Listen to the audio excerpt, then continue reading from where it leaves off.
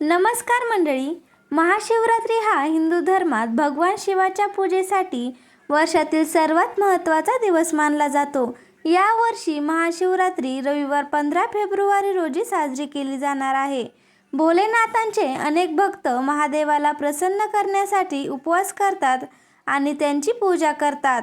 या दिवशी उपवास केल्याने आणि शंकराची मनोभावे भक्ती केल्याने तुमच्या सगळ्या इच्छा पूर्ण होतील। परंतु पूजा करताना, उपवास करताना आपल्याला काही सावधगिरी बाळगायची असते, काही नियम पाळायचे असतात। चला तर मग मी तुम्हाला आजच्या व्हिडिओमध्ये सांगणार आहे की पूजा करताना कोणते नियम पाळायचे आहेत, उपवास करताना कोणते नियम पाळायचे आहेत। त्यापूर्वी तुम्ही जर आपल्या चॅनलवरती नवीन असाल तर आपल्या चॅनलला लगेच सबस्क्राईब करा आणि व्हिडिओ शेवटपर्यंत पहा। नंबर 1, या दिवशी सकाळी लवकर उठून स्नान करून स्वच्छ कपडे घालून व्रत करण्याचा संकल्प करा।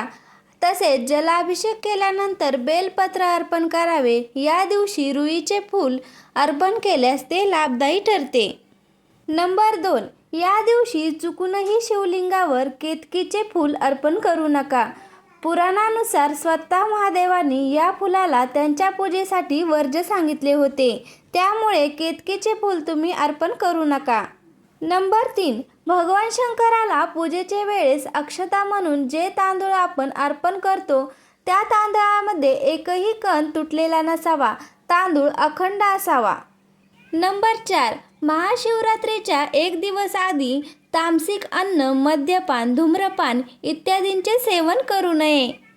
नंबर 5, महाशिवरात्रीच्या पूजेसाठी बेलपत्र, धतुरा, फुले, अक्षता, पांढरे चंदन, भस्म, गंगाजल, कापूर, गाईचे दूध, उसाचा रस, मध, मोळी, शमीची पाने इत्यादी पूजा साहित्याची व्यवस्था करावी आणि माता पार्वतीसाठी सौंदर्य सामान ठेवावे।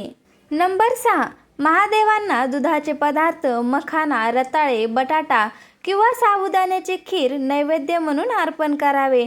भगवान शिवाला दाखवलेला नैवेद्य खाणे सुद्धा निषिद्ध मानले जाते।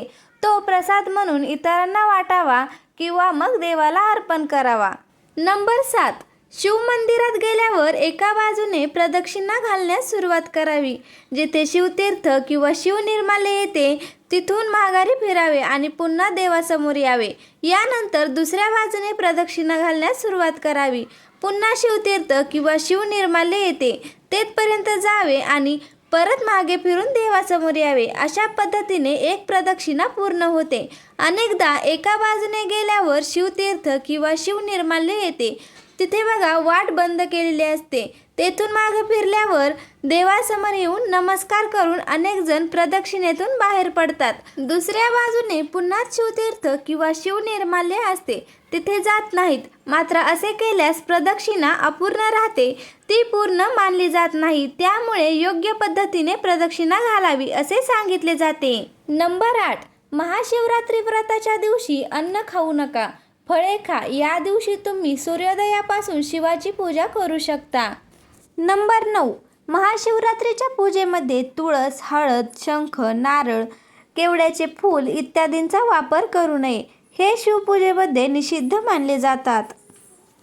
नंबर 10, महाशिवरात्रीच्या उपवासात रात्री जागर करावा, याने व्रताचे अधिक पुण्यफळ मिळेल। शिवपुराणात महाशिवरात्रीच्या रात्री जागरणाचे महत्त्व अधिक सांगितले आहे। तर कसा वाटला तुम्हाला आजचा व्हिडिओ?